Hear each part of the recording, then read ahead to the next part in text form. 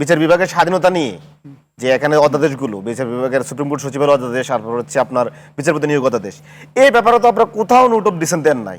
নির্বাচনী ইশতেহারে এটা খুব বড় করে প্রচার করছেন আপনারা বিচার বিভাগ স্বাধীন করে দিবেন, এবং কোথাও এখন পর্যন্ত বলেন নাই আপনারা যে এটার ইন্টেরিয়াম জোরাজোরি করছে এই জন্য আমরা মানছি। তাহলে এটা কেন জনগণের সাথে প্রতারণা করলেন?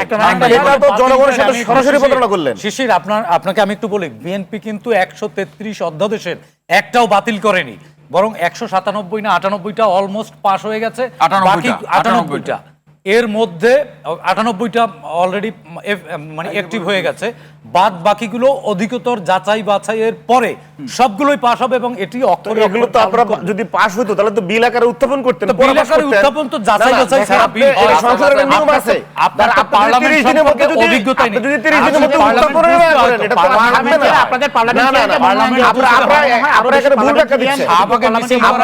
আমরা ভুল ব্যাখ্যা দিচ্ছেন। আপনারা অধ্যাদেশের যে নিয়ম কথা বলবো 30 দিনের মধ্যে, শিশির আমার কথা 30 দিনের মধ্যে যদি আপনারা কেউ বিল আকারে উত্থাপন না করেন, 30 দিনের মধ্যে উত্থাপন হয়েছে।